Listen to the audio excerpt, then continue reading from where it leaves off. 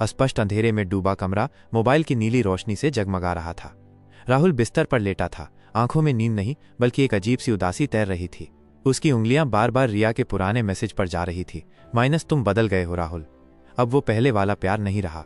रिया, जिसके लिए उसने अपने सारे सपने दांव पर लगा दिए थे, आज उसी ने उसे छोड़ दिया था। 1 साल पहले तक राहुल एक जुनूनी युवा था। उसके पास बड़े सपने थे, एक स्टार्टअप शुरू करने का विचार था और अपने काम के प्रति एक अटूट लगन थी। फिर उसकी जिंदगी में रिया आई। शुरुआती मुलाकातें, देर रात की बातें और वो पहली बार हाथ पकड़ने का एहसास, सब कुछ किसी खूबसूरत कविता सा था। राहुल को लगा कि उसे अपनी प्रेरणा मिल गई है। रिया ने भी उसे अपने सपनों को पूरा करने के लिए प्रोत्साहित किया। लेकिन धीरे धीरे चीजें बदलने लगी। रिया को राहुल का काम से जुनून नागवार गुजरने लगा। तुम हमेशा अपने लैपटॉप में घुसे रहते हो, मुझे समय नहीं देते, प्यार में प्राथमिकता देनी पड़ती है। ये वाक्य राहुल की रोज की जिंदगी का हिस्सा बन गए। राहुल ने कोशिश की, उसने देर रात तक काम करना कम किया, प्रोजेक्ट्स को टाला और रिया के साथ ज्यादा समय बिताने लगा। उसके स्टार्टअप का काम धीमा पड़ गया। उसके दोस्त, जो कभी उसके विचारों की सराहना करते थे, अब उसे प्यार में अंधा कहने लगे। रिया के साथ हर पल एक उत्सव था, लेकिन अंदर ही अंदर राहुल को खोखलापन महसूस होने लगा था। उसके सपने धूल फांक रहे थे। वो जानता था कि वो कहीं न कहीं रिया को खुश करने की कोशिश में अपने आप को खो रहा था। और फिर एक दिन रिया ने कह दिया, हम अलग हो जाते हैं, तुम बदल गए हो। राहुल को जैसे किसी ने जोरदार थप्पड़ मारा हो। जिसके लिए उसने खुद को बदला, उसी ने उसे छोड़ दिया। अगले कुछ दिन वो पूरी तरह से टूट गया। खाना पीना छूट गया, दोस्तों से दूरी बना ली और खुद को कमरे में बंद कर लिया। एक शाम जब वो यूं ही पुरानी किताबों के पन्ने पलट रहा था, तो उसे अपनी कॉलेज की डायरी मिली। उसमें उसने अपने शुरुआती सपने लिखे थे, अपने लक्ष्यों की एक लंबी सूची बनाई थी। उसने लिखा था, मुझे दुनिया में अपनी पहचान बनानी है। उसने डायरी बंद की और गहरी सांस ली। उस पल उसे एहसास हुआ कि उसने क्या गलती की थी। उसने अपने सपनों को, अपने करियर को किसी और के लिए छोड़ दिया था। प्यार इस मामले में एक धोखा बन गया था, एक मीठा भ्रम जिसने उसे उसके असली रास्ते से भटका दिया था। उस रात राहुल ने एक फैसला किया। उसने अपना फोन उठाया और अपने सबसे अच्छे दोस्त अमित को फोन किया। अमित ने हमेशा उसे समझाया था कि प्यार जीवन का एक हिस्सा है, पूरा जीवन नहीं।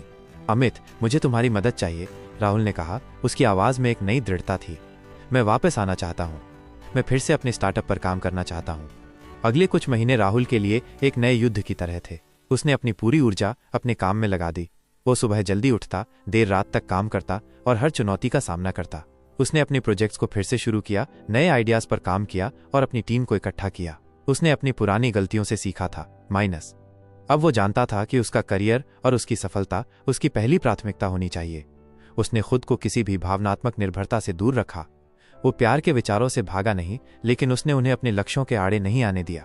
उसने समझा कि सच्चा प्यार आपको आगे बढ़ने में मदद करता है, न कि आपको रोकता है। और अगर कोई प्यार आपको अपने सपनों से दूर ले जाए, तो वो सच्चा प्यार नहीं है, बल्कि एक बाधा है।